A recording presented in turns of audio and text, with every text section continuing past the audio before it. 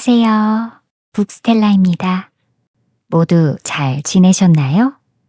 벌써 앤의 전반부 이야기가 끝이 나고 이렇게 후반부를 시작하게 된 게 실감이 잘 안 나는 것 같습니다. 앤 시리즈를 사랑해 주시고 격려와 응원의 말씀도 많이 해주셔서 진심으로 감사드린다는 말씀 전해드리고 싶었습니다. 앞으로 남은 이야기도 기대해 주시고 끝까지 함께 해주시면 좋겠습니다. 그럼 평안한 밤, 평안한 하루 보내시길 바랍니다. 19장 공연, 재앙, 그리고 고백. 마릴라 아주머니, 저 잠깐 다이애나 만나고 와도 되나요? 2월의 어느 저녁, 동쪽 다락방에서 앤이 숨을 헐떡이며 내려와 마릴라에게 물었다. 아니, 이렇게 어두운데 왜 나가겠다고 하는지 모르겠네. 오늘 다이애나와 학교길에도 붙어 있었고 저 눈밭에서도 30분 넘게 떠들다 들어왔어. 그러고도 할 말이 더 남았니? 하지만 다이애나가 절 찾고 있어요. 아주 기니 할 말이 있나 봐요. 그걸 네가 어떻게 하니? 다이애나가 창가에서 신호를 보내왔거든요. 저희는 촛불이랑 마분지로 신호를 주고받기로 했어요. 창문에 촛불을 세워둔 다음 마분지를 촛불 앞에서 왔다 갔다 하는 거예요. 깜빡임이 많을수록 긴급한 사안이라는 거예요. 제가 생각해낸 거고요. 어련할까. 그렇게 말도 안 되는 신호놀이를 하다가 커튼을 홀라당 태워먹거나 하진 않겠지? 네, 정말 조심하고 있어요. 아주머니, 근데 이건 너무 재미있어요. 깜빡임 2번은 너 거기에 있니? 라는 뜻이고요. 3번은 응, 4번은 아니, 5번은 당장 와줘. 나 할 말이 있어. 라는 뜻이에요. 방금 다이애나가 불빛을 5번 깜빡였어요. 무슨 이유인지 너무 궁금해서 참을 수가 없어요. 그래, 얼른 가보렴. 하지만 10분 내로 돌아와야 돼. 애는 약속대로 제때 돌아왔다. 비록 다이애나와의 중요한 대화를 10분 안에 끝내기가 절대 쉽지 않았지만 애는 기어이 해냈다. 아, 마릴라 아주머니, 내일은 다이애나의 생일이에요. 베리 아주머니께서 내일 학교에서 돌아오면 곧장 다이애나 집에 와서 놀다가 자고 가라고 하셨어요. 그리고 다이애나 사촌들이 뉴브리지에서 오는데 엄청 큰 썰매를 가져온대요. 또 내일 밤에 열리는 토론클럽 공연에 참가한대요. 저도 보내주실 거죠? 아주머니, 저 지금 너무 신나요. 좀 차분해지지 그러니. 그건 안 된다. 잠은 네 침대에서 자야 돼. 토론클럽 공연이라니 말도 안 되는 소리구나. 아직 어린 여자애가 벌써부터 그런 곳에 다니고 그러면 못 써. 하지만 토론클럽은 교양 있는 모임이잖아요. 누가 아니라고 했니? 벌써부터 공연에 다니고 남의 집에서 밤을 보낸다는 게 안 된다는 거지. 어린아이에겐 좋지 못해. 베리 부인이 다이애나를 보낸다고 하는 게 놀랍구나. 애는 울상이 됐다. 하지만 정말 특별한 행사인걸요? 프리시 앤드루스가 오늘 밤엔 종을 울리지 마세요를 암송한대요. 그리고 합창대는 찬송가만큼 아름답고 애잔한 노래를 4곡이나 부른대요. 제발요, 아주머니. 보내주시면 안 될까요? 내가 한 말 못 들었니? 부츠를 벗고 당장 침실로 올라가. 8시가 넘었어. 앤이 마지막 총알을 꺼내기라도 하는 듯 말했다. 하나 더 있어요, 아주머니. 베리 아주머니께서 저희더러 손님방 침실에서 자도 된다고 하셨어요. 저 같은 애가 손님방이라니 엄청난 영광이라고요. 앤, 너는 네 방에서 자는 게 영광이야. 얼른 침실로 가. 더 이상 얘기할 거 없다. 앤은 눈물을 뚝뚝 흘리며 계단을 밟고 방으로 올라갔다. 두 사람이 이야기하는 동안 곤히 잠든 척하던 매슈가 이내 눈을 뜨더니 단호하게 말했다. 마릴라, 앤을 보내주는 게 어때? 그럴 수 없어요. 누가 아이를 키우고 있어요? 저예요, 오라버니예요. 그거야 너지. 그럼 간섭하지 마세요. 난 간섭하려는 게 아니야. 내 의견을 전하는 건 간섭은 아니지. 내 의견은 마릴라니가 앤을 보내줘야 한다는 거야.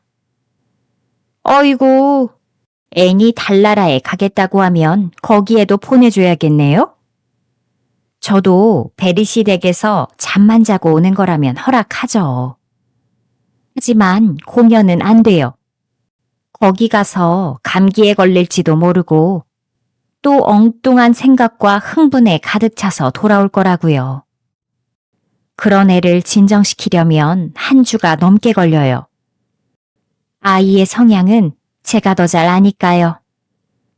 그 애한테 뭐가 올바른지 오라버니보다 제가 더 잘 알아요. 매슈가 단호하게 되풀이했다. 난 네가 앤을 보내줘야 한다고 생각한다. 언쟁은 서툴지만 고집은 대단한 매슈가 아니던가. 마릴라는 포기한 듯 한숨을 쉬며 입을 다물었다. 다음 날 아침, 앤이 부엌에서 설거지를 하고 있을 때 매슈는 마구간에 가다 말고 마릴라에게 다시 말했다. 마릴라, 앤을 보내주도록 해. 마릴라는 기가 막혀 말문이 막혔다. 하는 수 없이 항복하고는 거칠게 대꾸했다. 그래요. 보내주도록 하죠. 이제 속이 시원해요? 앤은 물이 뚝뚝 떨어지는 행주를 들고 부엌에서 뛰어나왔다. 마릴라 아주머니, 방금 하신 말씀 다시 해주실 수 있으신가요? 한 번이면 충분하다고 생각하는데 이건 어디까지나 매슈 오라버니의 생각이고 난 손 뗐다.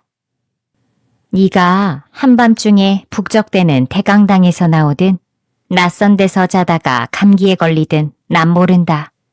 매슈 오라버니 책임이야. 앤, 넌 지금 기름물을 바닥에 뚝뚝 떨어뜨리고 있어. 이렇게 조심성이 없어서야. 제가 아주머니께 정말 골칫덩이죠? 전 실수를 많이 하니까요. 학교 가기 전에 모래를 가져다가 바닥을 닦을게요.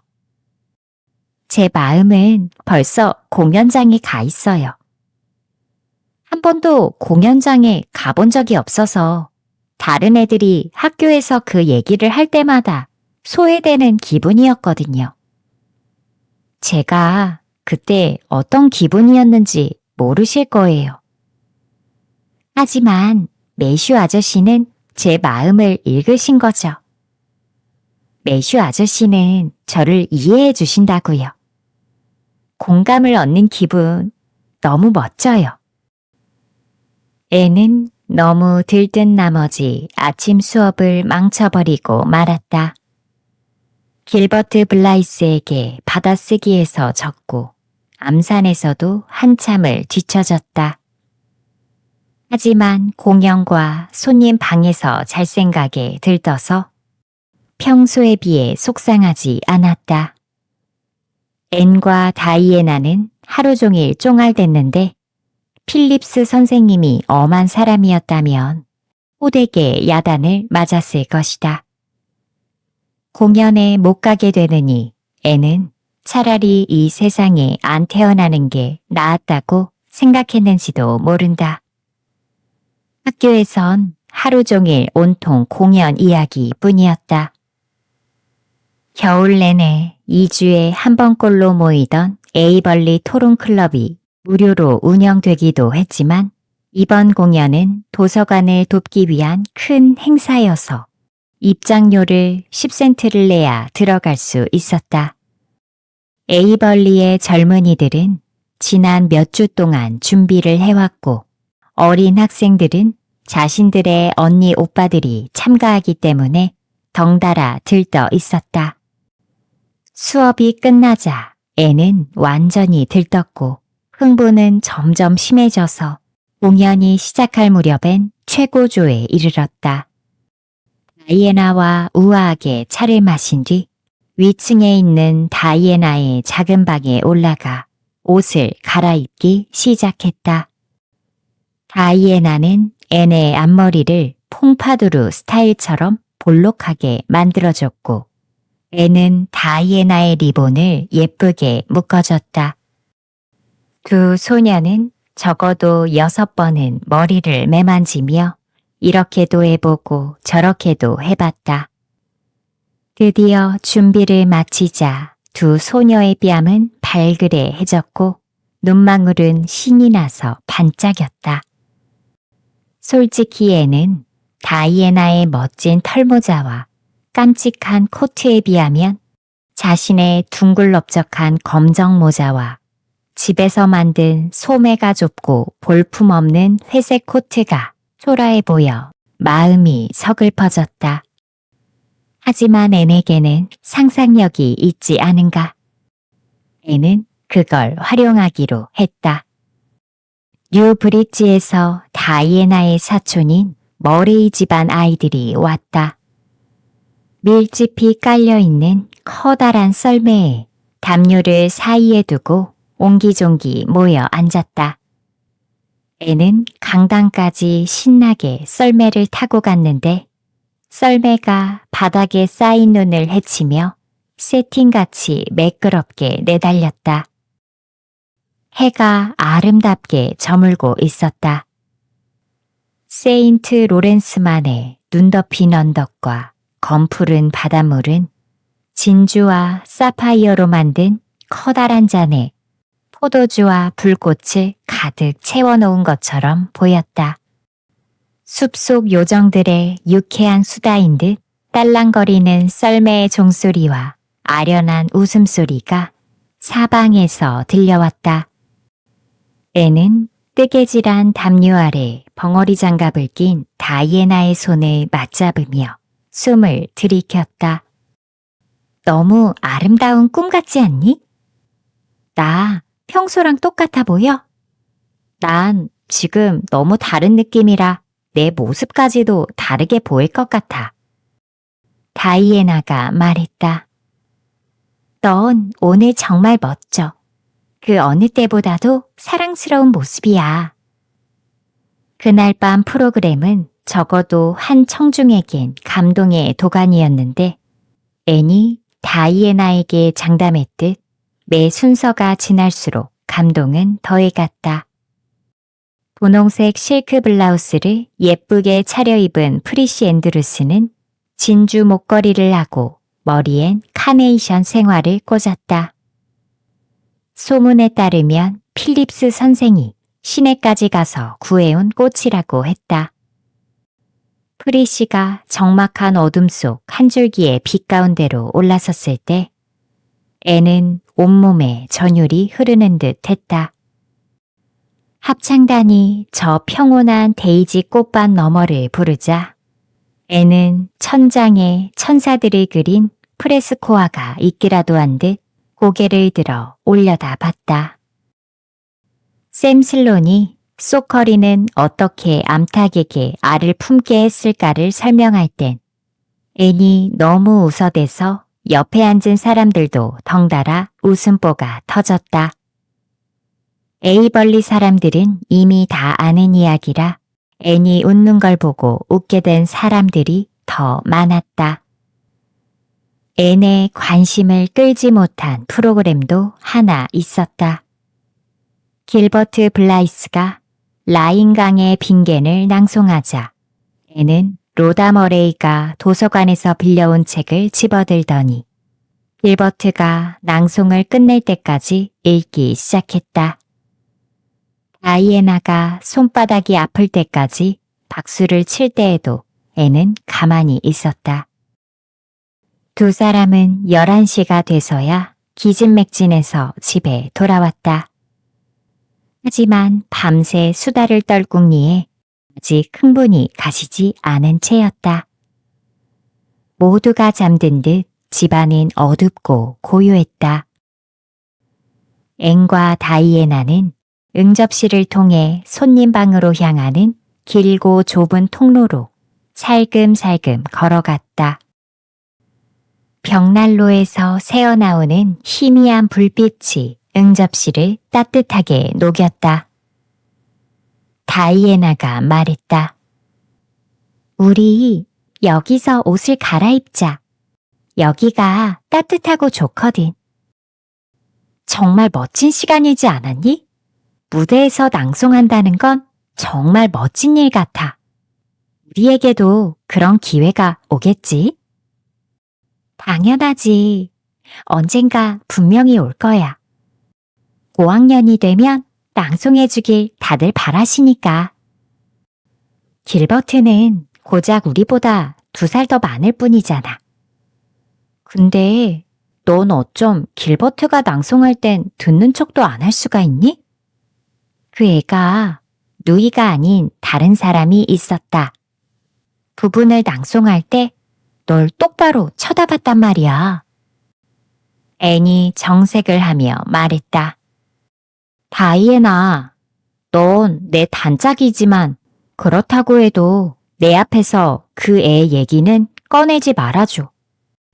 자, 침대로 갈 준비는 된 거야? 우리 같이 달리기 시합할까? 누가 먼저 침대에 가는지 내기할래? 다이애나는 수긍했다. 하얀 잠옷을 입은 두 소녀는 응접실을 날아가듯 가로질러 손님방에 도착했다. 그리고는 동시에 침대로 몸을 날렸다. 바로 그 순간 그들 아래에 무언가가 꿈틀댔다. 외마디 비명소리가 새어나왔다. 어머! 이게 뭐야? 앵과 다이애나는 당황한 나머지 어떻게 그곳을 빠져나왔는지 기억도 못할 지경이었다. 한참을 지나 정신을 차리고 보니 발꿈치를 들고 2층으로 달아나고 있었다. 앤이 속삭였다. 누구였던 걸까? 대체 뭐였을까? 춥고 무서워서 이가 달달 떨렸다. 다이애나가 깔깔대며 웃었다. 조세핀 할머니셔. 왜 그곳에 계셨던 걸까? 분명 화내실 거야.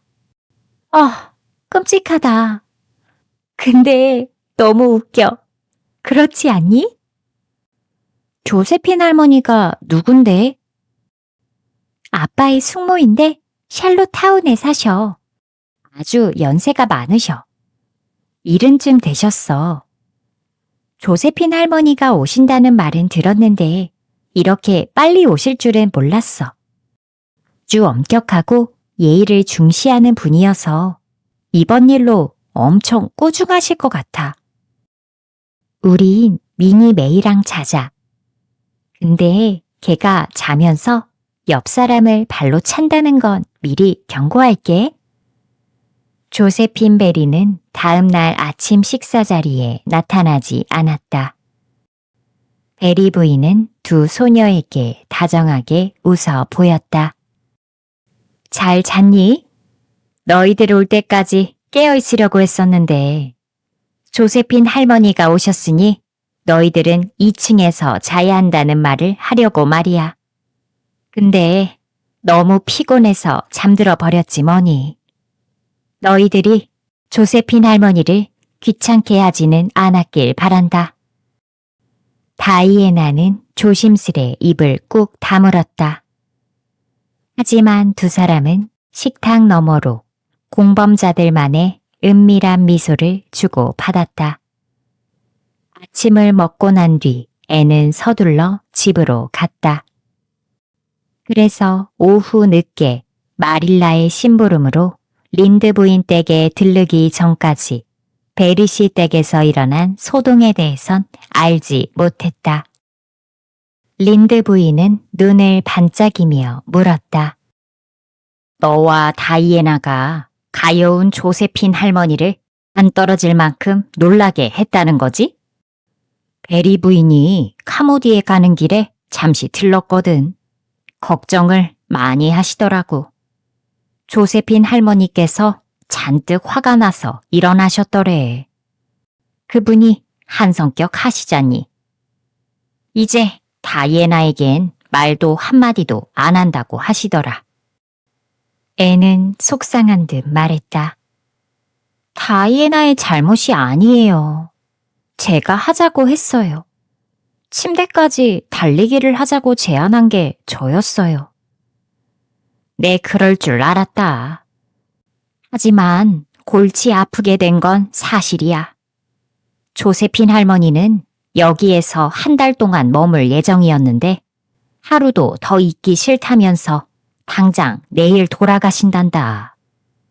조세핀 할머니가 다이애나의 음악 레슨비를 대주겠다고 약속하셨는데 이제 그런 말괄량이에겐 어림도 없게 생겼구나. 전 정말 운이 없나 봐요. 저 혼자 말썽을 피웠어야 했는데 제 친구까지 곤란하게 만들었어요. 전 도대체 왜 이러는 걸까요? 보심성이 없고 충동적이니까 그렇지.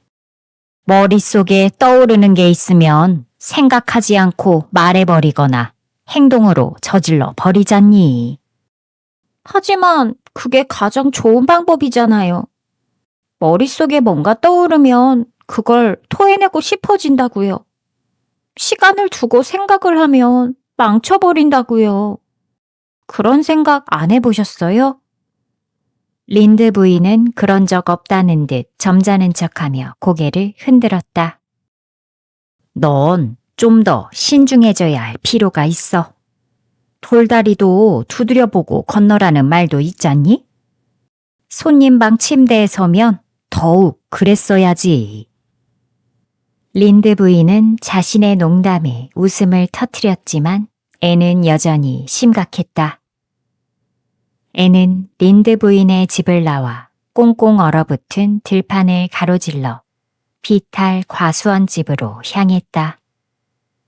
다이애나는 부엌문으로 앤을 맞이했다. 앤이 속삭였다. 조세핀 할머니가 화가 아직도 많이 나셨다면서?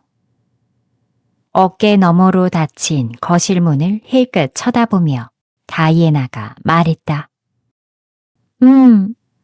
화가 잔뜩 나셔서 아주 펄쩍 뛰셨어.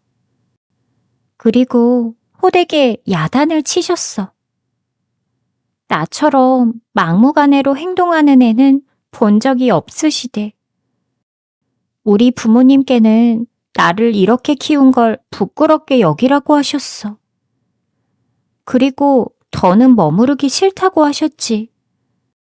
사실 난 개의치 않는데 부모님은 엄청 신경 쓰시더라고. 내가 벌인 일이라고 말씀드리지 그랬어.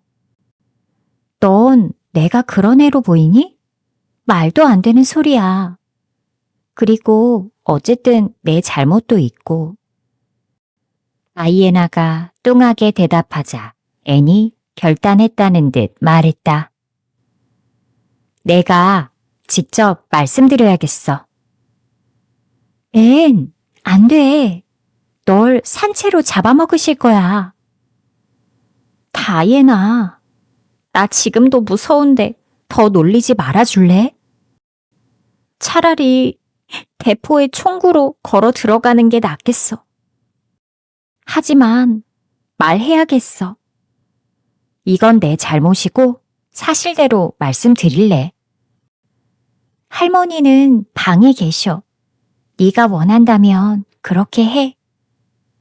근데 네가 그렇게 한다고 해서 상황이 나아질 것 같진 않아. 드디어 애는 사자의 소굴로 들어갔다. 마음을 굳게 먹고 거실 문 앞에까지 갔지만 문을 두드릴 때가 되니 소심해졌다. 들어오라는 날카로운 소리가 안에서 들렸다.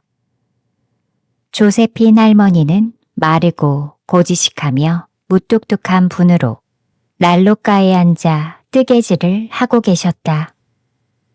화가 전혀 풀리지 않은 듯했고 눈빛으로 테두리를 두른 안경이 번뜩였다. 그녀는 다이애나일 것으로 예상하고 몸을 돌렸지만 거기엔 필사적인 용기와 무서움에 달달 떨고 있는 새하얀 얼굴과 큰 눈의 소녀가 서 있었다. 넌 누구니? 조세핀 베리가 물었다. 다정함이라곤 없었다. 전 초록 지붕집에 사는 앤 셜리라고 해요. 혹시 괜찮으시면 제가 말씀 좀 드릴 게 있는데요. 이 꼬마 손님은 손을 모은 채 몸을 달달 떨며 특유의 몸짓으로 답했다. 무슨 말을 하려는 거니? 그게 어젯밤 침대에서 뛰었던 건 다 제 잘못이에요. 제가 그러자고 했거든요. 다이애나는 그런 생각을 할 아이가 아니에요. 다이애나는 정말 요조숙녀거든요. 그러니 다이애나를 야단치시는 건 부당하다는 걸 알아주셨으면 해요. 부당하다고? 다이애나도 뛰었으면 잘못한 부분이 있다고 생각하는데 교양 있는 집안에서 난장판이 벌어졌잖니. 저흰 그저 장난이었어요. 용서해 주세요. 이렇게 빌고 있잖아요. 그리고 다이애나를 용서해 주시고 음악 레슨도 꼭 받게 해주세요. 다이애나는 음악 레슨을 무척 받고 싶어 하거든요. 전 하고 싶은 일이 있는데 그것을 하지 못할 때의 기분을 잘 알아요. 누구에게든 화를 내셔야 한다면 저한테 해주세요. 전 어릴 때부터 야단을 많이 맞아봐서 다이애나보다 잘 참을 수 있어요. 노인의 눈에는 어느덧 노여움이 사라지고 그 자리에 어린 꼬마에 대한 관심이 들어섰다. 하지만 목소리는 여전히 쌀쌀 맞았다. 그저 장난이었다니. 그건 변명이 되지 않는구나. 내가 어렸을 때는 말이다. 그런 식으로 장난을 치지 않았어. 아주 길고 힘든 여행길을 마치고 겨우 돌아와 잠들었는데 덩치 큰 여자애가 둘씩이나 와서 위에서 밟아눌러 잠이 깬다고 생각해보렴. 그 기분이 어떤지 알기나 하니? 알지는 못하지만 상상할 순 있어요. 정말 불쾌하셨을 거예요. 하지만 저희들의 입장도 생각해보셨으면 해요. 할머니도 상상력이 있으시잖아요. 저희는 침대에 누군가가 있을 거라고 예상하지 못했어요. 그러니 할머니께서도 저희를 깜짝 놀라게 하신 거죠. 저희도 화들짝 놀랐다고요. 그리고 저희는 약속 받은 대로 손님 방에서 잘 수도 없었고요. 할머니는 손님 방에서 주무신 적이 많으시겠지만 한 번도 그런 영광을 누려보지 못한 어린 고아였다면 어떤 기분이었을지 상상해보세요. 이제 조세핀 베리의 노여운 눈빛은 완전히 사라졌다. 조세핀 베리는 웃고 있었다. 걱정스레 부엌에서 숨죽여 기다리던 다이애나는 그제야 마음이 놓였다. 내 상상력이 좀 녹슨 것 같구나. 사용 안 한 지 오래됐거든. 근데 동정을 구하는 네 호소력이 아주 강하구나. 모든 건 보기 나름이지. 자, 와서 앉아봐라. 네 얘기를 좀 들어보자꾸나. 죄송해요. 그럴 순 없어요.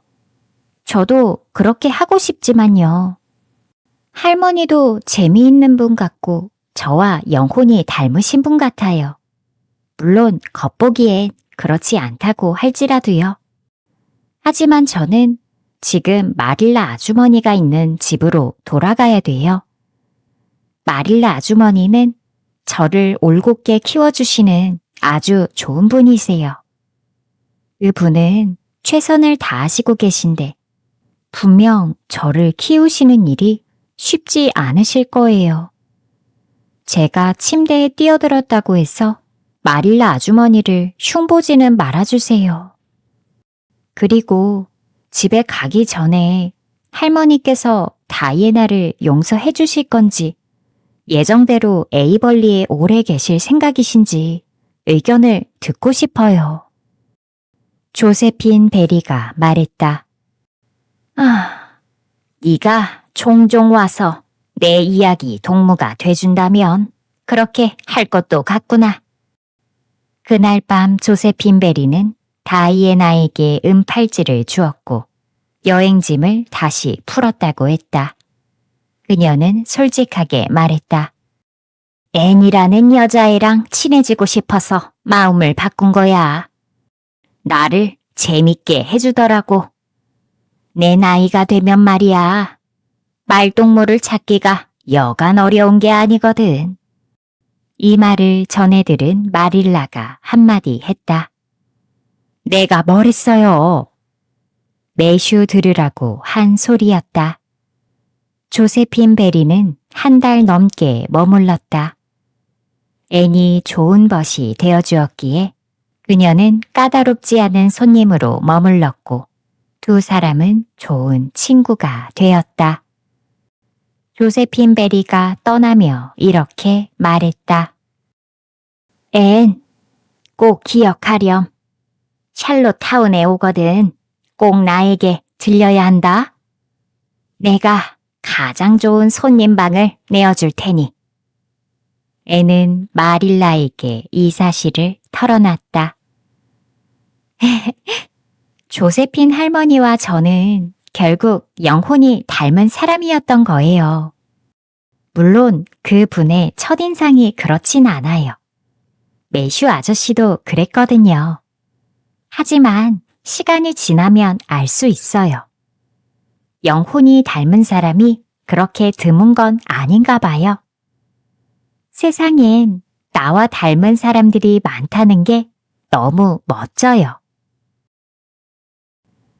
20장 멋진 상상은 어긋나고 초록지붕집에 다시 봄이 찾아왔다.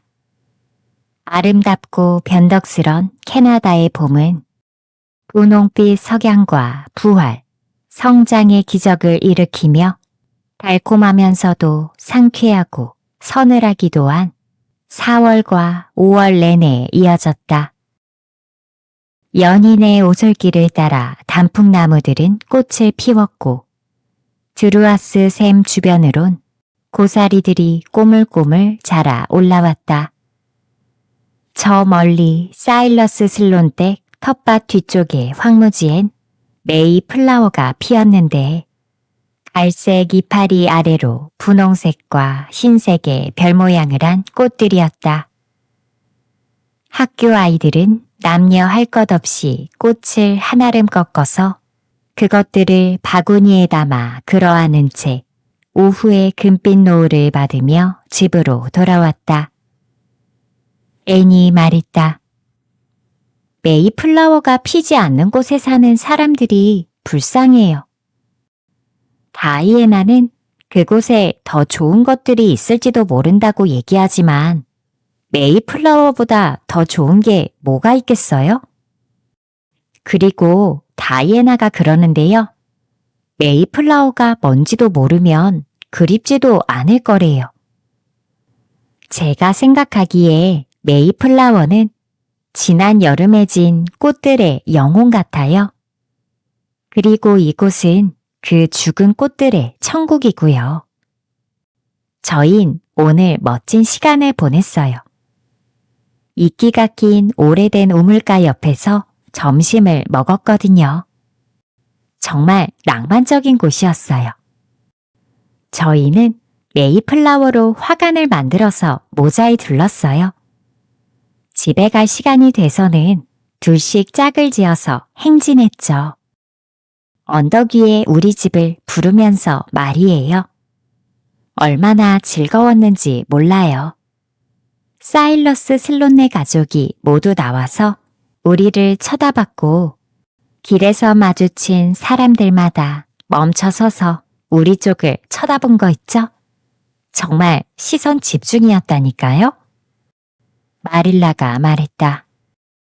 별로 놀랄 것도 없구나. 그런 어리석은 짓을 하다니. 메이플라워가 지자 이번엔 제비꽃이 피어올랐다. 제비꽃 골짜기가 보랏빛으로 물들었다. 애는 경건한 발걸음과 숭고한 눈빛을 한 채 제비꽃 골짜기를 지나 학교로 갔다. 애는 다이애나에게 말했다. 왠지 말이야. 여길 지나면 우리 반에서 누가 나보다 공부를 잘하든 말든 개의치 않게 되는 것 같아. 하지만 학교에 도착하면 난 완전 딴판이 되고 말어. 바로 예민해지거든. 내 안엔 애니 여러 명 있나 봐. 그래서 내가 이렇게 말썽꾸러기인가? 싶기도 하고. 만약 내 안에 내가 한 명이면 참 편할 것 같은데. 근데 그러면 재미도 절반으로 줄어들겠지? 과수원에 분홍빛 꽃들이 피어나고 빛나는 호수의 상류 늪지에선 개구리들이 음방울과 같은 소리로 울어댔다. 토끼뿔 향기와 전나무 숲의 발삼 향기가 온 집안에 가득하던 6월의 어느 저녁, 애는 다락방 창가에 앉아 있었다. 공부를 하고 있었지만 책을 읽기엔 너무 어두웠다. 애는 눈을 크게 뜨고 눈의 여왕 가지들이 다시 꽃을 피운 모습을 상상했다. 사실 애네 작은 다락방은 이전과 다를 게 없었다. 벽은 하얀색이었고 바늘꽂이는 단단했으며 의자는 뻣뻣하고 누런색이었다. 하지만 방의 분위기는 전과 사뭇 달랐다. 활기가 넘쳤고 개성이 곳곳에 스며들었다. 여학생의 책, 옷과 리본 때문만은 아니었다. 테이블 위에 금이 간 파란 단지에 담긴 사과꽃 때문만도 아니었다.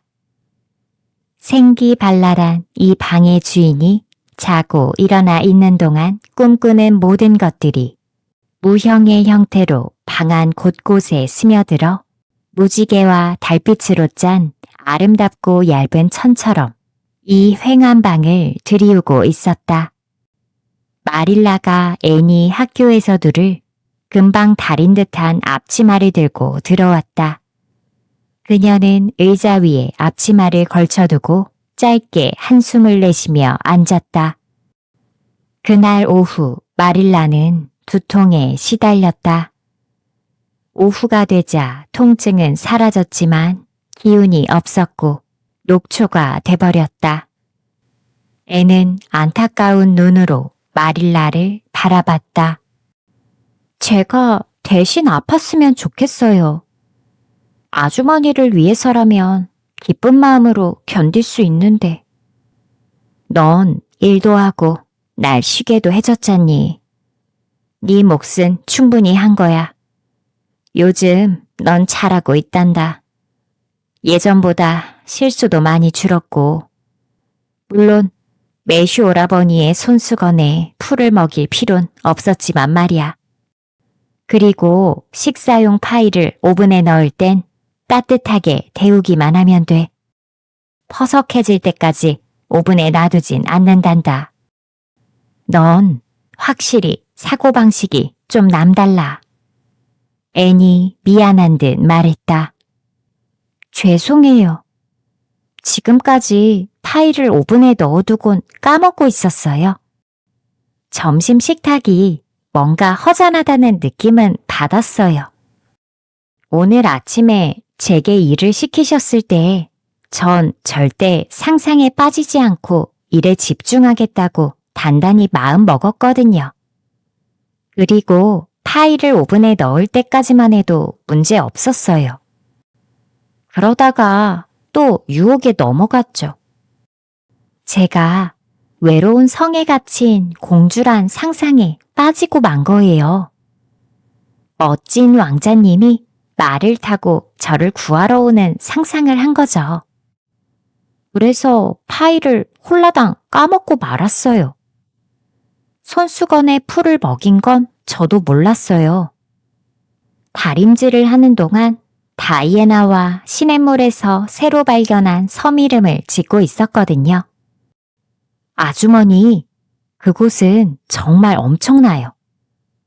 풍나무도 두 그루나 있고 시냇물이 그 주위를 에워싸고 있어요. 빅토리아 섬이라고 부를까요? 빅토리아 여왕 탄신일에 발견했으니까요. 어쨌든 파이와 손수건 일은 죄송해요. 오늘은 기념일이라서 정말 잘 해내고 싶었거든요. 지난해 오늘 무슨 일이 있었는지 아세요?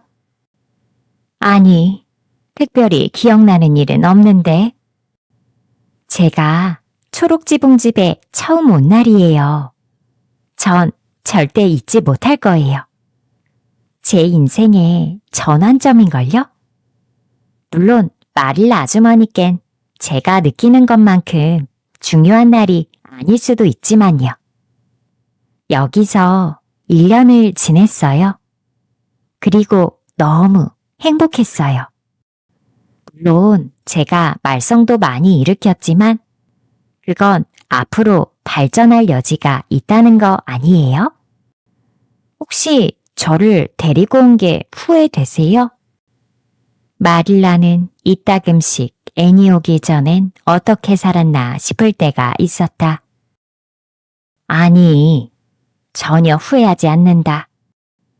숙제 다 했으면 베르시 댁에 가서 다이애나의 앞치마 패턴을 좀 빌려올래? 하지만 밖이 너무 어두운데요. 너무 어둡다고? 이제 겨우 노을이 졌는데 무슨 말이니? 내일 아침에 일찍 다녀오면 안 될까요? 또 무슨 생각을 하는 거니? 오늘 저녁에 앞치마를 만들려면 당장 패턴이 있어야만 돼. 지금 다녀와. 애니 마지못해 모자를 집어들며 말했다. 그럼 큰 길로 다녀올게요. 큰 길로 다녀온다고? 30분이나 더 걸리는 길을? 애는 절망적으로 외쳤다. 유령의 숲엔 갈 수 없단 말이에요, 아주머니. 유령의 숲이라니? 너 지금 무슨 소리니? 어디에 그런 곳이 있다는 거야? 애니 속삭이듯 말했다. 시냇물 건너 가문비나무 숲에요. 말도 안 되는 소리 하지 마라. 유령의 숲 같은 건 없어. 누가 그런 말을 했니?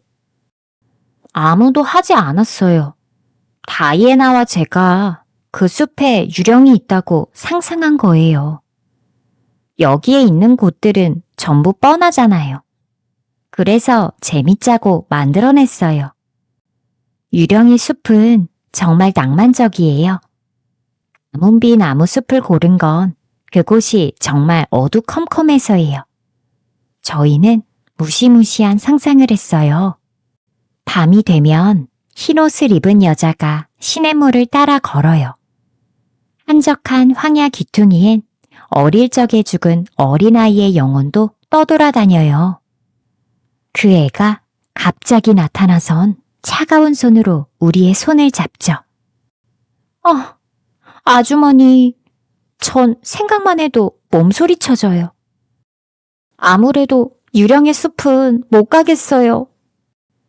어이가 없어서 한동안 할 말을 잃었던 마릴라가 소리쳤다. 도대체 무슨 뚱딴지 같은 소리니? 지금 날더러 그런 말도 안 되는 소리를 믿으라는 거니? 저도 낮에는 믿지 않아요. 하지만 해가 지면 다르죠. 세상에 유령 같은 건 없어. 아니에요. 정말 있단 말이에요. 유령을 본 사람들이 많이 있어요.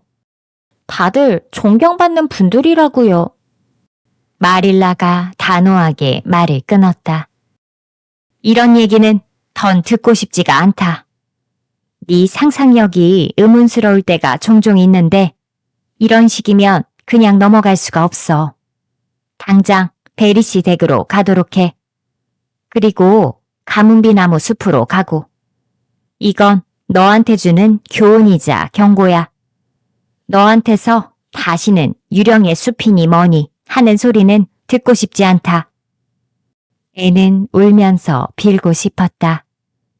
그리고 너무 무서웠기에 실제로 그렇게 했다.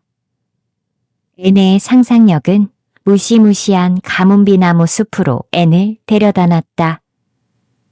하지만 마릴라는 꿈쩍도 하지 않았다. 앤이 울먹였다. 아주머니, 어쩜 이렇게 잔인하실 수가 있어요?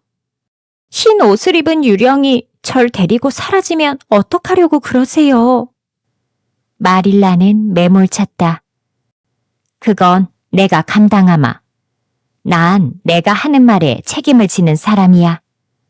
내가 너의 괴상망측한 유령 상상을 고쳐놔야겠거든. 당장 갔다 와. 애는 걷기 시작했다. 그리고 다리를 건너다가 발을 헛디뎌 넘어지며 공포에 휩싸이고 말았다.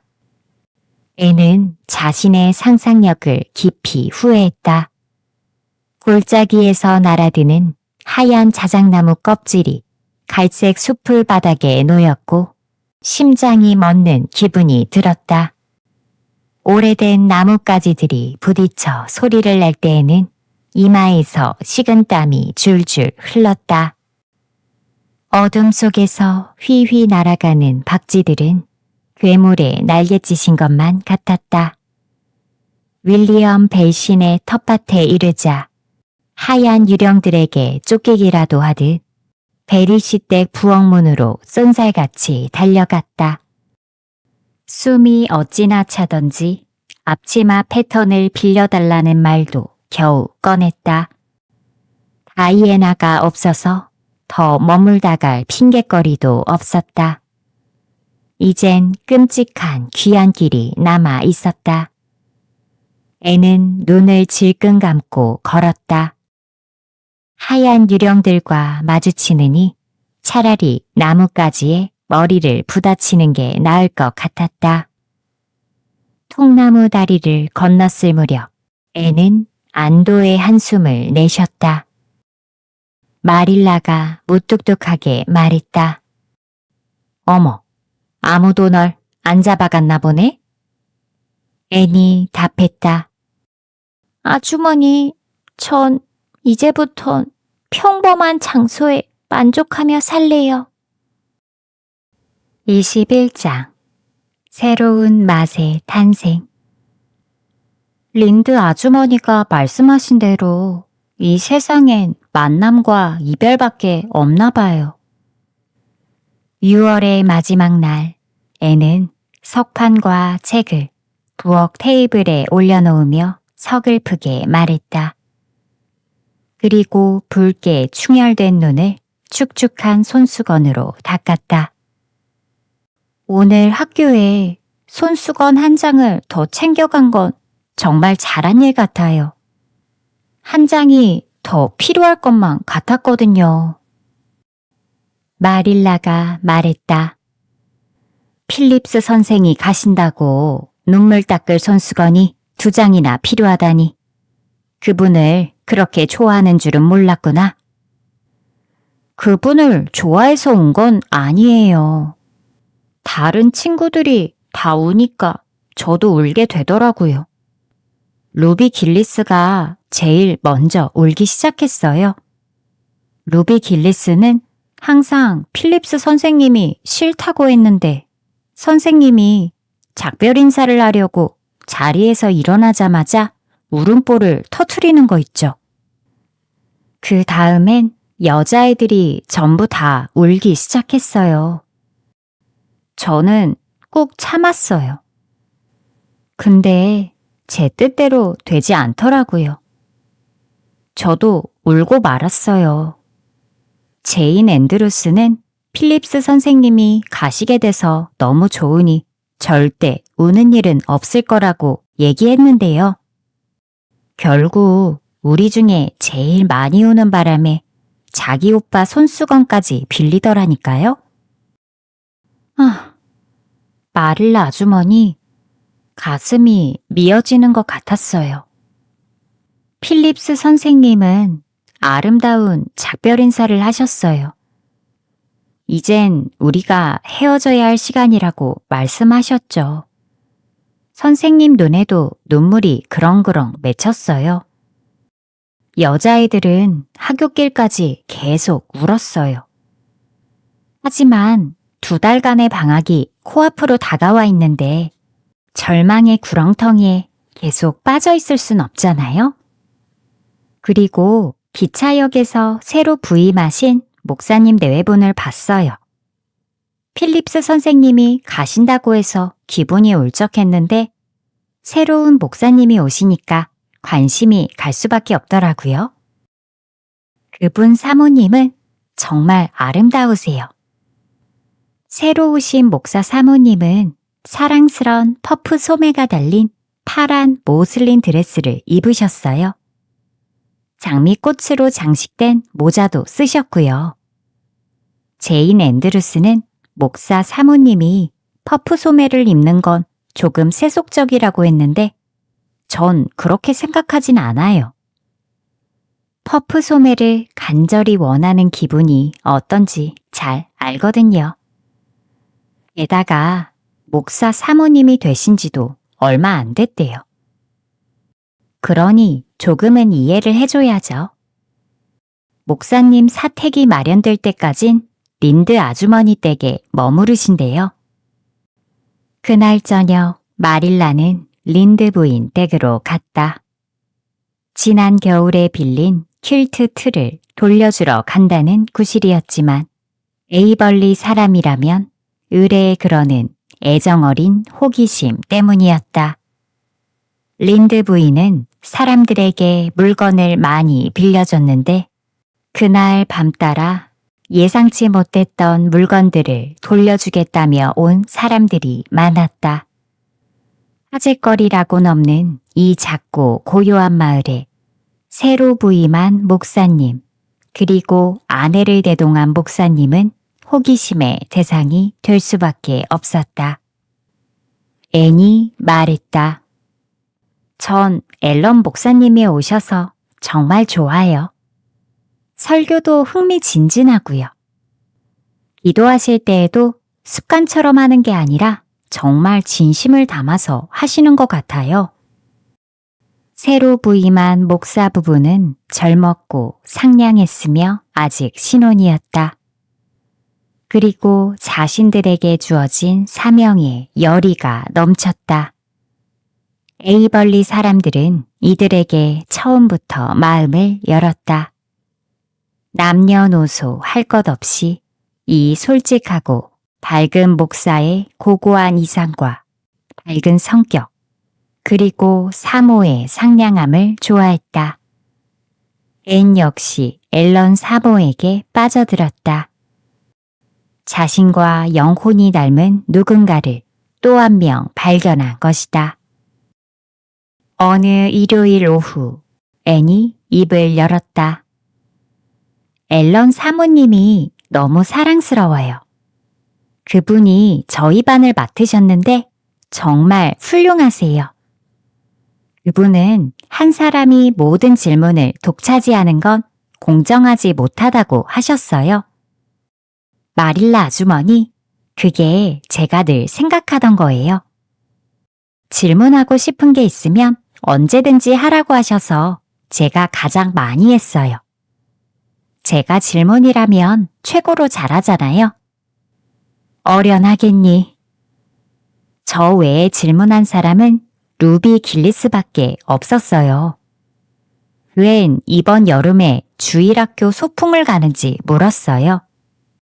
근데 앨런 사모님은 미소가 정말 아름다우세요. 양 볼에 보조개가 들어가는데 정말 최고예요.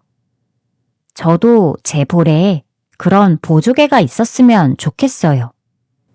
제가 여기 온 뒤론 살이 포동포동하게 올랐는데 그럼에도 보조개는 안 생겨요.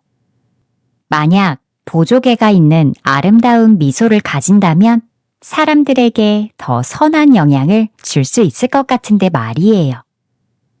앨런 사모님이 그러시는데 우린 다른 사람들에게 선한 영향을 주려고 늘 애써야 한대요. 사모님은 좋은 말씀을 많이 해주세요. 전 지금까지 종교가 이렇게 힘나는 건지 몰랐어요. 좀 우울한 거라고 생각했거든요. 하지만 앨런 사모님은 그렇지 않아요. 제가 사모님처럼만 된다면 저도 기독교인이 되고 싶어졌어요. 마릴라는 문득 떠오른 생각이 있다는 듯 말했다. 그래, 조만간 앨런 목사님 내외분을 모시고 식사를 대접해야겠다. 우리 집을 빼곤 거의 다 신방을 다니신 것 같거든. 어디 보자. 다음 주 수요일이 좋겠구나. 매슈 오라버니에겐 아무 말도 하지 말도록 해. 목사님 내외분을 초대한다는 걸 알면 무슨 수를 써서라도 도망갈 궁리부터 할 테니까. 아마 목사님에다 사모님까지 오신다고 하면 이절 초풍할지도 모를 거야. 네, 무덤까지 비밀 지킬게요. 근데 아주머니, 제가 그날 케이크를 만들어도 될까요? 무언가를 해드리고 싶어요. 이제 저도 케이크는 꽤 만들 줄 알잖아요? 그러렴. 잼을 층층마다 발라서 케이크를 만들어 보려무나. 월요일과 화요일 내내 초록지붕집은 손님 맞이 준비로 분주했다. 목사 내외분을 모시는 건 중요하고도 의미 있는 일이었다. 마릴라는 에이벌리 마을의 그 어느 집보다 더 잘 대접하고 싶었다. 화요일 노을이 질 무렵 애는 드루아스 샘 옆에 커다란 바위 위에 앉아서 작은 나뭇가지로 샘물 위에 무지개를 그리며 다이애나에게 이런저런 얘기를 했다. 준비는 다 됐어, 다이애나. 내 케이크를 만들면 되는데 그건 아침에 만들 거야. 베이킹 파우더를 넣은 비스킷은 마릴라 아주머니가 티타임 직전에 굽는다고 하셨어. 정말 나와 마릴라 아주머니에겐 최고로 바쁜 이틀이었지 뭐니? 목사님 내외분을 초대하는데 이렇게 할 일이 많다니. 식사 때에는 젤리 소스를 곁들인 닭고기를 먹을 거야. 젤리는 두 종류인데 빨간색과 노란색이 있어. 생크림이랑 레몬파이, 체리파이도 있어. 쿠키는 세 종류고 과일 케이크도 낼 거야. 마릴라 아주머니가 제일 잘 만드시는 노란 자두잼은 목사님 내외분용으로 특별히 만든 거고, 파운드 케이크랑 츠글렌 케이크, 아까 말한 비스킷도 있어. 내가 직접 케이크를 만들 생각을 하니까 막 설레. 망치면 어쩌지? 어젯밤에 머리가 커다란 층층이 케이크로 된 끔찍한 유령이 날 쫓아오는 꿈을 꾼 거 있지? 늘 안심시켜주는 다이애나가 이번에도 앤을 진정시켜 주었다. 잘 될 거야. 모든 게 말이야. 2주 전에 네가 만들어 와서 한적한 황야에서 점심으로 먹었던 케이크 말이야. 정말 맛있었거든. 앤은 전나무 향이 짙게 밴 나뭇가지를 샘물에 띄우며 한숨을 쉬었다. 알아. 근데 케이크란 게 심술 맞아서 꼭 맛있어야 할 땐 엉망으로 나오는 습성이 있거든. 어쩔 수 없지. 밀가루 넣을 때 조심해야겠어. 어? 다이애나, 저기 좀 봐봐. 헉! 너무 예쁜 무지개다. 우리가 떠나고 난 다음에 드루아스가 나타나서 목도리로 쓰려고 무지개를 가져가지 않을까? 이 세상에 드루아스 같은 건 없어. 다이애나의 어머니는 유령의 숲 얘기를 듣고 크게 화를 냈다. 다이애나는 그 뒤로 더는 상상을 하지 않게 됐고 드루아스조차도 믿으려 하지 않게 됐다. 앤이 말했다. 하지만 있다고 상상하는 건 아주 쉬워. 잠들기 전에 나는 창밖을 내다보며 드루아스가 정말 여기에 앉아서 샘물을 거울처럼 들여다보며 머리를 빗고 있는지 찾아보곤 해. 가끔은 아침 이슬에 드루아스의 발자국이 찍혀 있는지 찾아보기도 하고 말이야. 드루아스에 대한 믿음을 저버리진 말아줘. 수요일 아침이 됐다. 너무 흥분한 나머지 잠을 이룰 수 없던 애는 해가 뜨자마자 번쩍 눈을 떴다. 전날 저녁 샘물에서 물장구를 친 탓에 밤새 열이 났다. 하지만 폐렴이 아닌 이상 아침에 케이크를 만들고 말겠다는 의지를 굽히지 않았다. 아침 식사를 마치자마자 애는 케이크를 만들기 시작했다. 오븐을 닫으며 애는 길게 숨을 내쉬었다. 이번엔 한 가지도 빼먹지 않았어요, 아주머니. 빵 도우가 잘 부풀까요? 베이킹 파우더의 질이 나쁘면 어쩌죠? 새로운 통을 사용하긴 했는데 린드 아주머니가 그러셨어요. 요즘 베이킹 파우더엔 하도 불순물이 많이 첨가돼서 통 믿을 수가 없다고요. 그나저나 빵 도우가 부풀지 않으면 어쩌죠? 마릴라가 말했다. 케이크 말고도 먹을 게 많잖아. 어쨌든 케이크는 잘 부풀어 올랐고 황금 거품처럼 가벼운 날개같이 구워졌다. 애는 기쁜 마음에 손뼉을 치며 케이크 층마다 잼을 발랐다. 케이크를 한 조각 맛본 앨런 사모님이 한 조각을 더 달라고 하는 모습을 상상하기도 했다. 앤이 마릴라에게 물었다. 가장 좋은 찻잔을 쓰실 거죠, 아주머니? 고사리랑 들장미로 식탁을 꾸며도 되나요? 말도 안 되는 소리 마라. 식탁에선 음식이 중요하지 장식이 중요한 게 아니야. 베리 아주머니 댁 식탁은 정말 예쁘게 장식돼 있던데요. 그래서 목사님이 칭찬하셨어요. 그래? 그럼 원하는 대로 해보렴.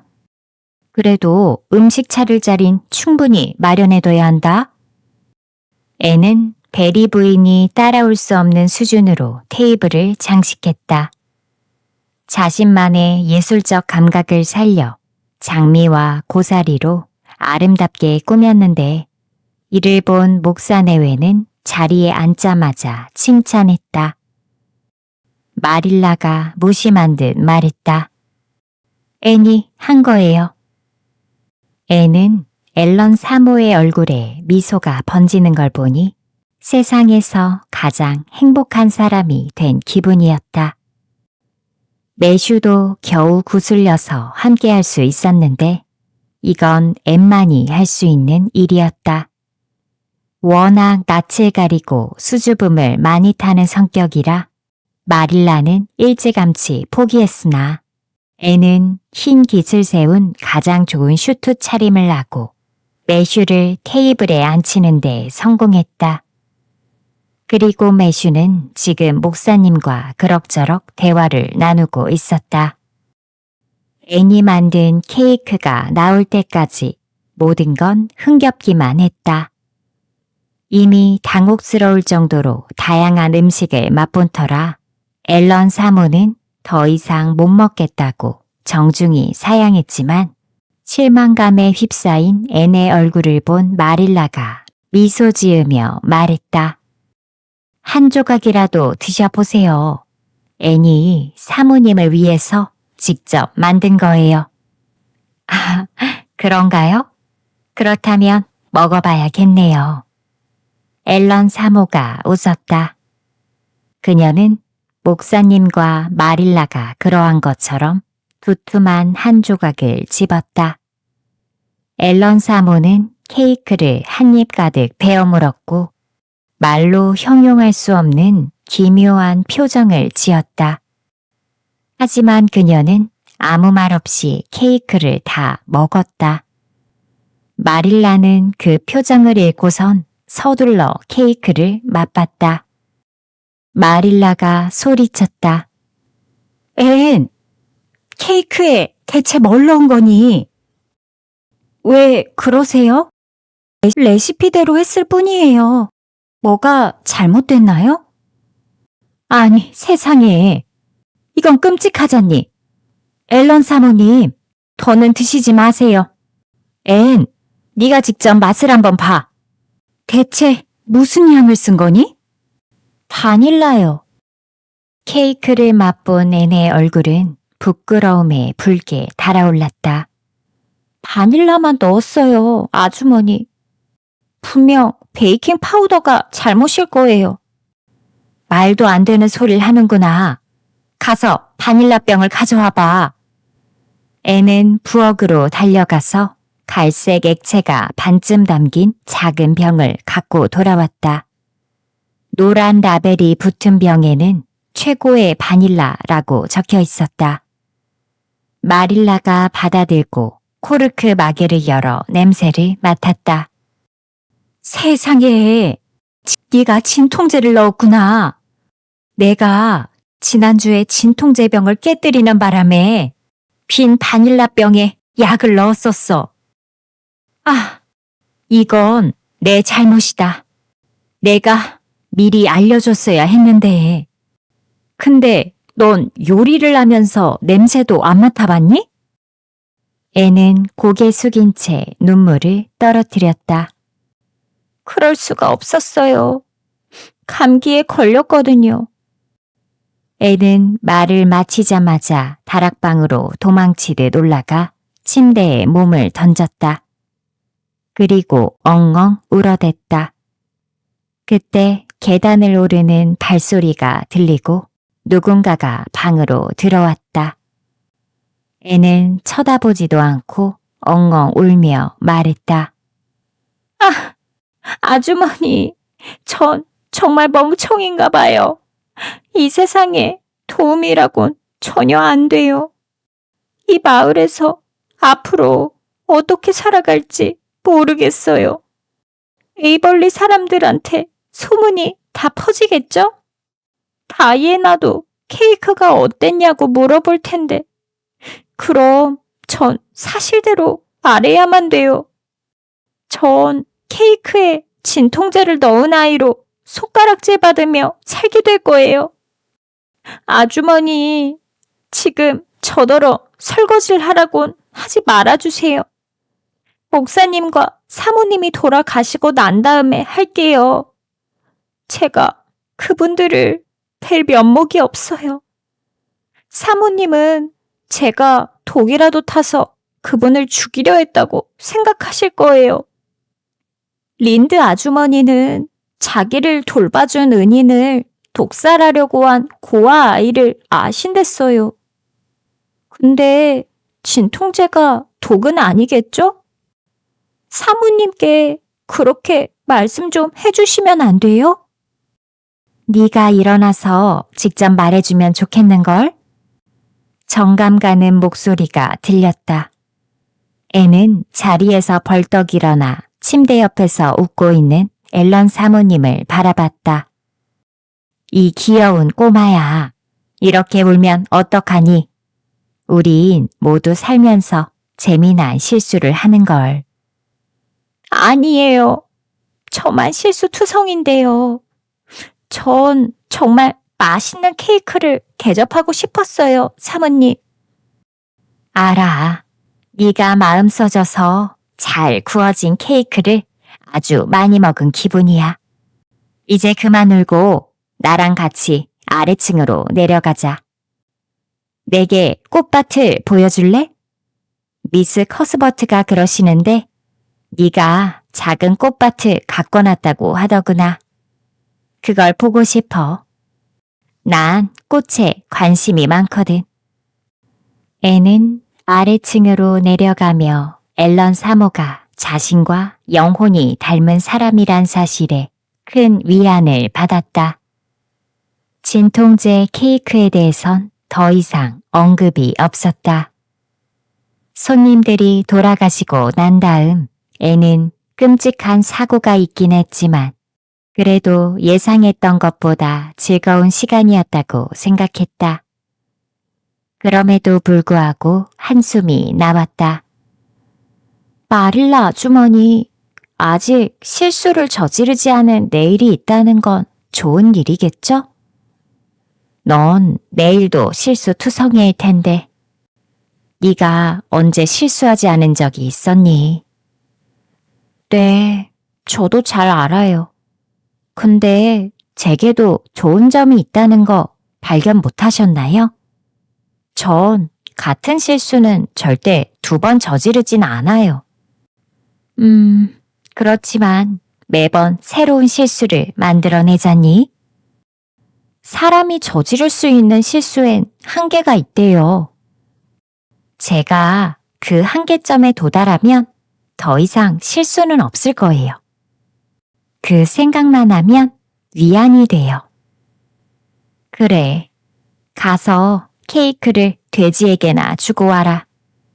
사람은 도저히 못 먹겠어서 말이야. 22장. 앤 티파티에 초대받다. 이번엔 또 무슨 일이길래 눈이 그렇게 튀어나오려고 하니? 앤이 우체국에 갔다가 헐레벌떡 들어오자 마릴라가 물었다. 영혼을 닮은 사람을 또 발견한 거니? 앤은 흥분에 휩싸여 눈을 반짝였고 온몸으로 활기를 내뿜었다.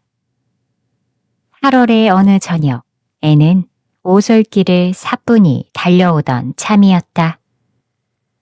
마치 개구쟁이 요정이 춤을 추는 듯한 모습이었다. 아니에요, 마릴라 아주머니.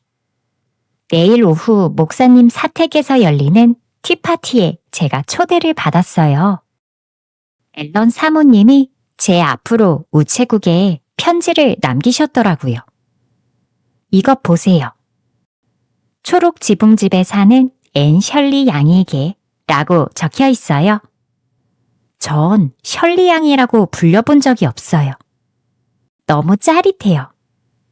이 편지를 제가 가장 아끼는 보물로 영원히 간직할 거예요.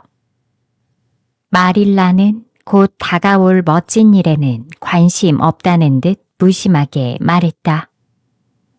앨런 사모님은 주일학교 학생들을 번갈아가며 티파티에 초대하실 거라고 하더구나.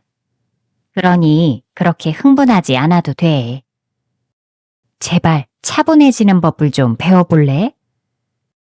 앤에게 차분해지라는 건 타고난 천성을 갈아엎으라는 것과 같았다.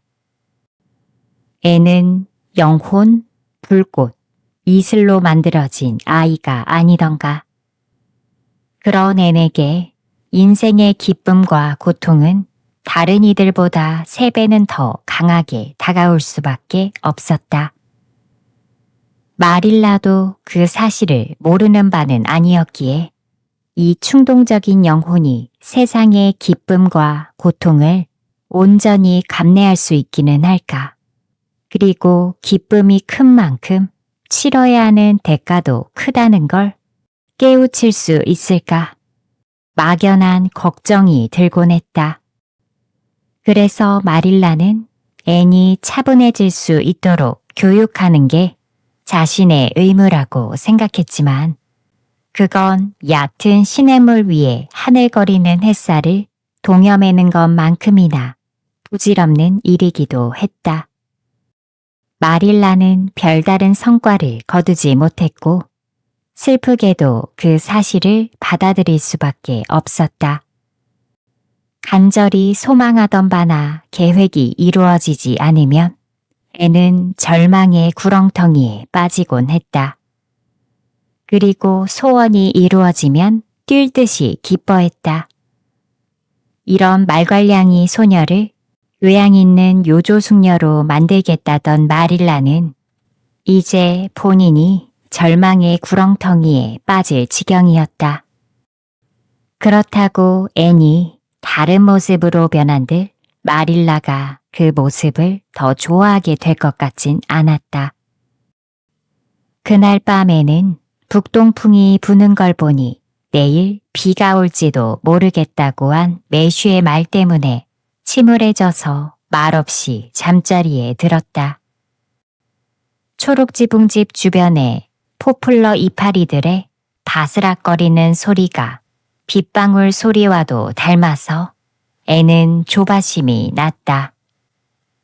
평소 같았으면 저 멀리 세인트 로렌스만에서 들려오는 파도 치는 소리가 신비하고도 낭랑한 음악 소리 같아서 반가웠겠지만 내일 날씨가 맑기만을 간절히 바라는 어린아이에겐 폭풍과 재난의 징조로 보일 뿐이었다. 하지만 모든 일엔 끝이 있었다. 심지어 목사 사택 티파티에 초대받은 전날 밤이라고 해도 말이다. 매슈의 예상과는 달리 맑은 날이었고 애는 뛸 듯이 기뻐했다. 마릴라 아주머니, 오늘은 만나는 사람 모두를 사랑할 수 있을 것 같아요. 애는 아침 설거지를 하며 말했다. 제가 지금 얼마나 신나는지 모르실 거예요. 이런 기분이 영영 계속되면 얼마나 좋을까요? 티파티에 매일 초대받는다면 모범생도 될 수 있을 것 같아요. 근데 아주머니, 티파티는 엄숙한 자리기도 하잖아요. 그래서 걱정이 돼요. 제가 또 말썽을 피우면 어쩌죠? 아시잖아요. 제가 목사님 사택에 가보는 건 이번이 처음인데. 초록 지붕집에 온 이후로 패밀리 헤럴드의 예의범절 코너를 항상 읽긴 하는데 제가 그 예의를 얼마나 익혔는지는 잘 모르겠어요. 제가 또 엉뚱한 짓을 하거나 해야 할 일을 까먹고 안 할까봐 걱정돼요. 더 먹고 싶은 게 있을 때 한 접시 더 달라고 하면 실례일까요? 넌 걱정을 너무 앞서서 하는구나. 그게 네 문제야. 그냥 앨런 사모님을 생각하면서 어떻게 하면 그분을 기쁘게 해드릴까만 생각하면 돼. 마릴라는 어쩌면 평생 처음으로 진심 어린 충고를 건넸다. 애는 빠르게 깨우쳤다. 아, 맞아요, 아주머니. 제 입장에서만 생각하지 않도록 노력해볼게요. 선홍빛과 장밋빛 구름이 기다랗게 장관을 이룬 해질녘에 앤이 행복한 얼굴로 집에 돌아왔다. 심각한 실수는 없었다는 뜻이었다. 애는 부엌문 앞에 놓은 커다란 붉은색 사암위에 걸터앉아 마릴라의 깅엄 치맛자락에 부스스한 곱슬머리를 기댄 채 이야기 보따리를 풀어놨다. 전나무로 가득한 서쪽 언덕에서 서늘한 바람이 수확을 앞둔 들판으로 불어와 포플러 잎 사이로 바람 소리를 냈다. 초롱초롱한 별 하나가 과수원 하늘 위에 떠 있었고 연인의 오솔길에선 반딧불이가 고사리와 나뭇가지 사이를 날아다녔다. 애는 마릴라와 이야기를 나누면서 그 광경을 지켜봤다. 바람과 별, 반딧불이가 조화를 이룬 모습은 말로 형용할 수 없을 정도로 달콤하고 매혹적이었다. 아, 아주머니, 정말 황홀한 시간이었지 뭐예요. 전 지금껏 헛되게 살아온 건 아닌가 싶어요. 앞으로 목사님 사택에 다시 못 가더라도 오늘의 이 기분은 절대 잊지 않을 거예요. 사택에 도착하자 앨런 사모님이 현관까지 마중을 나오셨어요. 사모님은 예쁜 분홍빛과 노란빛의 드레스를 입고 계셨는데 프릴이 아주 많이 달려 있었어요. 정말 천사 같으셨어요. 앨런 사모님은 천성적으로 마음이 고우세요. 전 그분이 너무 좋아해요. 목사님 사택 티파티에는 화이트 샌즈 주일학교에서 온 다른 여자애도 있었어요. 이름은 로레타 브리인데 정말 착해요. 저희는 우아하게 차를 마셨고요. 전 예의를 갖추려고 노력했어요. 차를 마신 다음엔 앨런 사모님이 피아노를 치면서 노래를 하셨고 로레타랑 저에게도 함께 부르자고 하셨어요. 사모님이 저보고 목소리가 좋다고 하셨어요.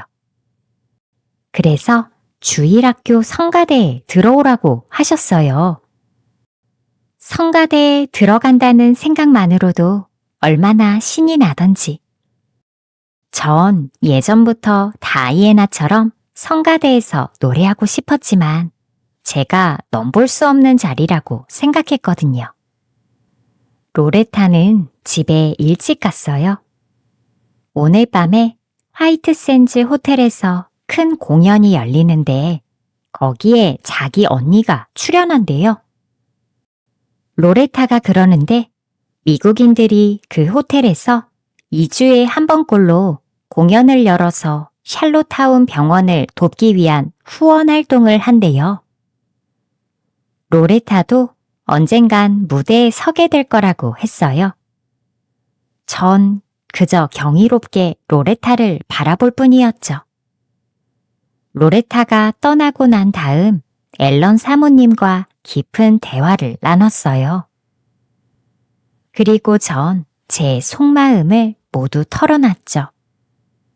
토머스 부인과 쌍둥이들의 이야기, 케이트 모리스와 비올레타, 초록 지붕집에 어떻게 오게 됐는지와 기아학 때문에 골치 아프다는 얘기도 했고요. 그런데 있죠. 앨런 사모님도 기아학을 엄청 못하셨대요. 제가 그 말을 듣고 얼마나 위안을 받았는지 몰라요. 제가 문 밖을 나서려는데 린드 아주머니께서 오셨어요. 근데 무슨 일이 있었는지 아세요? 글쎄, 재단 이사회에서 새로운 선생님을 뽑았대요. 여자 선생님으로요. 성함은 뮤리얼 스테이시 선생님이시래요. 낭만적인 이름 아닌가요? 린드 아주머니 말씀으론 에이벌리에 여자 선생님이 오시는 건 처음이라 무척 혁신적인 일이래요. 하지만 여자 선생님이 오신다니까 너무 기뻐요. 예약하려면 2주나 더 남았는데 새로 오실 선생님이 벌써부터 너무 보고 싶어요. 23장. 앤 자존심을 지키려다 바닥으로 곤두박질 치다.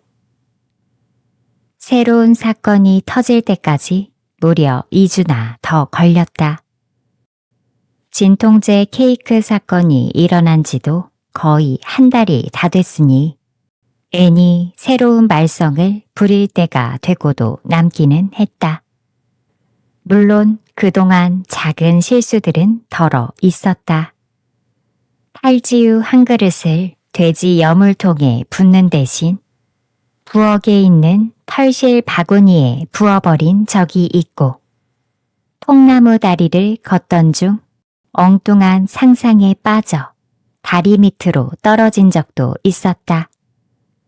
이런 종류의 일들은 수도 없이 일어났다. 목사님 사택에서 티파티를 가진 지 일주일이 지났을 무렵 아이에나 베리가 파티를 열었다. 앤이 유난을 떨며 말했다. 초대를 받은 건 소수정예 멤버에 한해서예요. 우리 반 여자아이들 뿐이라고요.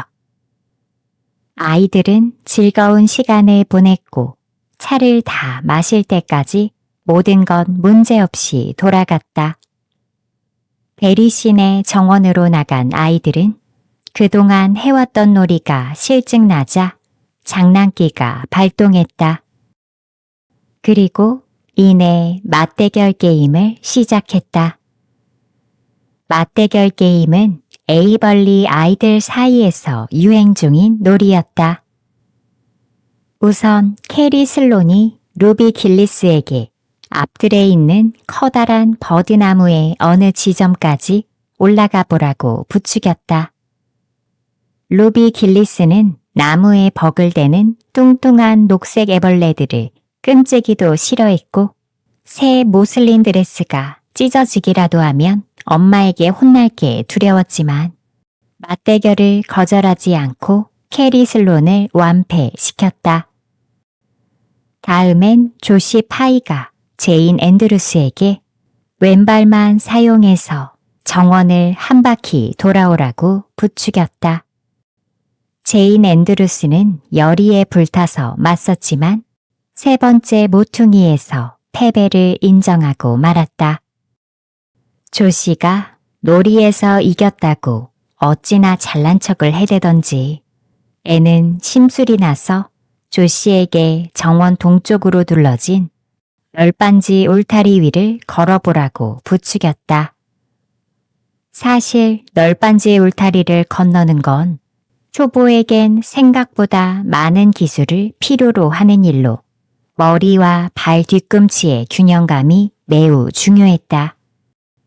하지만 조시파이는 울타리 위를 걷는 것만큼은 타고난 소질이 있었다. 조시는 베리 씨네 울타리를 건너는 일이 도전 과제도 아니라는 듯 대수롭지 않게 걸어 보였다. 아이들은 울타리 위를 걷는 게 얼마나 어려운지 겪어본 터라 내키진 않았지만 조시의 성공에 찬사를 보낼 수밖에 없었다. 조시는 승리감에 도취되어 앤을 거만하게 바라봤다. 앤은 양갈래로 따은 머리를 뒤로 획 젖혔다. 앤이 말했다. 그렇게 작고 낮은 널빤지 울타리를 누가 못 건너니? 그게 뭐 그리 대단한 일이라고. 메리스빌에 사는 어떤 여자애는 지붕 들보 위도 걸었대. 조시가 대꾸했다. 말도 안 되는 소리 마. 지붕 들보를 어떻게 걷냐? 그런 건 너도 못하잖아. 앤이 무모하게 소리쳤다. 내가 못할 것 같아? 그럼 어디 해보시든지요. 저기로 올라가서 부엌 지붕 들보를 걸어봐. 조시가 앤을 도발했다. 앤은 얼굴이 창백해졌지만 별 수 없었다. 앤은 사다리가 걸쳐져 있는 부엌 지붕 쪽으로 걸어가려 했다. 그때 다이애나가 말렸다. 앤, 하지 마. 거기서 떨어지면 죽을 수도 있어. 조시 파이는 신경 쓰지 마. 그렇게 위험한 일을 하라고 부추기는 법이 어딨니? 앤이 말했다. 아니야. 난 할 거야. 이건 내 자존심이 걸린 문제야. 지붕 들보를 걸어야만 돼. 그러다 죽는 한이 있더라도 말이야. 내가 혹시 죽거든 내 진주 반지는 네가 가지렴. 모두가 숨죽이며 지켜보는 가운데 애는 사다리를 타고 들보에 올라 위태로워 보이는 발판 위에서 균형을 잡고 걷기 시작했다. 너무 높은 곳에 올라온 데다 지붕 들보 위를 걷는다는 건 상상해 본 적도 없는 일이어서 머리가 어질어질해졌다. 그럼에도 불구하고 애는 한 걸음씩 나아갔다. 하지만 결국 미끄러지고 말았고 균형을 잃고 휘청하더니 비틀대다가 그만 아래로 떨어졌다. 애는 담쟁이 덩굴이 얽혀있는 곳으로 곤두박질 치고 말았다. 지붕 아래에서 옹기종기 모여 앤을 지켜보던 아이들은 겁에 질려 비명을 내질렀다. 앤이 사다리를 타고 올라갔던 쪽으로 떨어졌다면 다이애나는 진주 반지를 물려받게 됐을지도 모른다. 하지만 다행히도 반대 방향, 즉 현관으로 향하는 지붕에서 굴러떨어진 덕에 땅에서 그리 높지 않아서 충격이 조금은 덜했다. 그럼에도 불구하고 다이애나와 다른 여자아이들이 정신없이 달려왔을 때 애는 새하얗게 질려 있었고 사지는 축 늘어져 있었다. 다이애나가 비명을 지르며 앤 앞에 무릎을 꿇었다. 앤, 너 괜찮은 거니? 죽은 게 아니면 한마디라도 말을 좀 해봐. 천만 다행스럽게도 앤은 비틀거리며 일어나더니 중얼거렸다. 나 안 죽었어, 다이애나. 근데 몸에 감각이 없어. 앤이 대답을 하기도 전에 베리 부인이 나타났다. 앤은 자리에서 일어나려 했지만 날카로운 비명을 지르며 도로 주저앉았다. 베리 부인이 다그쳤다. 무슨 일이니? 어디를 다친 거야? 발목이요. 다이애나, 너희 아버지께 부탁드려서 날 좀 집에 데려가 달라고 해주면 안 되니? 집에까지 못 걸어갈 것 같아. 과수원에서 여름 사과를 한아름 따고 있던 마릴라는 콩나무 다리를 건너 비탈길을 올라오는 베리 씨를 보았다. 베리 부인과 여자아이들도 한가득 그 뒤를 따라오고 있었다. 애는 베리 씨의 부축을 받은 채 그의 팔에 힘겹게 머리를 기대고 있었다. 순간 마릴라는 깨달았다. 갑작스런 두려움이 용솟음 치더니 가슴팍을 찔러댔고 앤이 자신에게 어떤 의미를 지녔는지 비로소 알게 됐다. 앤을 좋게 생각한다는 것, 아니 그 이상으로 아주 좋아한다는 건 이미 인정하던 바였다. 하지만 지금 정신없이 비탈길을 뛰어내려가며 마릴라는 앤이 이 세상 그 누구보다 소중한 존재라는 걸 깨닫게 되었다. 베리 씨, 앤이 왜 이런 거죠? 마릴라가 숨을 고르며 물었다. 평소엔 자제력 있고 분별력 있는 마릴라였지 않던가. 오늘의 그녀는 파르르 떨며 새하얗게 질려 있었다. 앤이 고개를 들고 말했다. 너무 걱정하지 마세요. 지붕 위를 걷다가 굴러 떨어졌어요. 아무래도 발목을 삔 것 같아요. 목이 부러질 뻔도 했으니 좋게 생각하려고요. 그제야 한시름 놓은 마릴라는 날카롭게 꾸짖었다. 네가 파티에 간다고 할 때부터 무슨 난동을 피울 줄 알았다. 대리 씨, 앤을 안쪽으로 들여주세요. 소파에 눕혀야겠어요. 어머나, 세상에. 아이가 기절했어요. 사실이었다. 통증을 견디지 못한 애는 그간의 소원 하나를 또 이루게 됐다. 완전히 기절해버린 것이다. 밭에서 수확 작물을 돌보던 매슈가 의사를 부르러 갔고 이내 의사가 도착했다. 애는 예상했던 것보다 훨씬 심각했다. 발목이 부러져 버린 것이다. 그날 밤 마릴라가 동쪽 다락방으로 올라갔을 때 애는 창백한 얼굴을 하고 기어들어가는 목소리로 그녀를 반겼다. 아주머니, 제가 가엾지 않으세요? 네 잘못이잖니. 마릴라는 커튼을 내리고 램프를 켰다. 그러니까 애처롭다는 거죠. 다 제 잘못이라 힘들어요. 다른 누군가를 탓할 수만 있다면 좀 나을 것 같은데 말이죠. 만약 누군가가 지붕 들보위를 걸으라고 한다면 아주머니는 어떻게 하실 거예요? 땅바닥에서 한 발자국도 떼지 않고 가만히 있었겠지.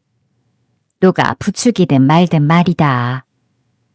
넌 어쩜 그렇게 생각이 없니? 그건 아주머니가 마음이 강하시니까 가능한 거죠. 전 그렇게 못해요. 조시파이가 비웃는 걸 참을 수가 없었어요. 지금 이렇게 충분히 벌을 받고 있으니 너무 노여워 마세요. 근데 기절하는 기분은 정말 끔찍했어요. 의사 선생님이 발목에 뼈를 맞출 때는 죽고 싶었어요. 앞으로 6주 동안은 걷지 못할 거래요. 그럼 새로 오시는 선생님도 못 만나게 되는 거예요. 제가 학교에 나갈 때쯤이면 그분은 더 이상 새로운 선생님이 아니신 거잖아요. 그리고 다른 애들이 1등을 차지해버릴 거고요. 너무 속상해요. 하지만 마릴라 아주머니가 야단치지만 않으시면 이 모든 걸 다 참을 수 있을 것 같아요. 그래, 야단치지 않을게. 네 말대로 넌 이번 일로 고생 꽤나 하겠구나. 이제 저녁 먹자. 그래도 저에겐 상상력이 있으니 얼마나 다행인가요? 이 상황을 이겨내는데 많은 도움이 될 것 같아요. 상상력이 없는 사람들은 뼈가 부러지면 뭘 하려나요? 애는 그 후 지루하기 그지없는 7주 동안 자신의 상상력에 100번 감사해야 했다. 그렇다고 상상력에만 의존했던 건 아니었다. 앤을 찾아오는 문병객들이 많이 있었다. 여자아이들은 매일 한두 명씩 꽃과 책을 들고 와서 에이벌리 아이들 세계에서 일어난 일들에 대해 제잘됐다. 바닥을 절뚝거리며 처음으로 걷게 되던 어느 날, 앤이 말했다. 다들 너무 착하고 친절해요. 아주머니, 몸져 누워있다는 게 좋은 건 아니잖아요. 하지만 좋은 면도 있어요. 친구가 얼마나 많은지 알 수 있거든요. 심지어 벨 장로님도 오셨잖아요. 장로님은 정말 좋은 분이신 것 같아요. 벨 장로님도 어렸을 때 발목이 부러진 적이 있으시대요. 벨 장로님께도 어린 시절이 있었다는 게 믿어지지가 않아요. 장로님의 어린 시절을 상상하려니 회색 구렛나루에 안경을 쓴 작은 아이가 떠오르는 거 있죠? 주일학교에서 보는 그 모습 그대로의 축소판 말이에요. 앨런 사모님의 어린 시절을 상상하는 건 아주 쉬워요. 사모님은 14번이나 왔다 가셨죠. 사모님은 오실 때마다 항상 상냥하세요. 게다가 잘못을 저질렀으니 앞으론 착한 아이가 돼야 한다는 훈계도 안 하셨어요. 린드 아주머니는 항상 그렇게 말씀하시거든요. 제가 좀 더 착한 아이가 되길 바라긴 하지만 부질없는 희망이라는 듯 말씀하세요. 아, 조시파이도 왔어요. 전 최대한 예의를 갖춰서 맞이했죠. 왜냐면 저더러 지붕 들보 위로 올라가라고 부추긴 그 아이가 많이 미안할 테니까요. 제가 만약 죽기라도 했다면 평생 마음의 짐을 안고 살아야 했을 거예요. 다이애나는 언제나 든든해요. 매일같이 찾아와서 제가 외로울까봐 같이 있어줬어요. 하지만 빨리 학교에 가고 싶어요. 여자아이들이 그러는데 새로 오신 선생님이 너무 좋대요. 다이애나는 선생님이 황금색 곱슬머리에다 예쁜 눈동자를 갖고 있다고 했어요. 옷도 예쁘게 입으셔서 퍼프 소매가 에이벌리에 있는 그 누구의 것보다 더 봉긋하다나요? 2주에 한 번은 금요일마다 오후에 발표 수업을 하는데 다 같이 시를 한 편씩 읽거나 연극을 한대요. 생각만 해도 짜릿해요. 다이애나와 루비 길리스, 제인 앤드루스는 다음 주에 할 아침의 방문이라는 연극을 연습하고 있대요. 발표 수업이 없는 주의 금요일에는 스테이시 선생님이 아이들을 숲으로 데리고 가서 고사리와 꽃, 새들에 대해서 배운대요. 매일 오전과 오후에는 체육 수업이 있고요. 린드 아주머니는 이런 생뚱맞은 수업 방식이 전부 여자 선생님을 모셨기 때문이래요. 하지만 전 정말 멋진 것 같아요. 전 아무래도 스테이시 선생님과 영혼이 닮은 게 아닌가 싶어요. 한참을 듣고 있던 마릴라가 말했다. 한 가지만은 확실하구나. 베리신의 지붕 들보에서 떨어져도 네 입은 하나도 다치지 않았다는 건 말이다.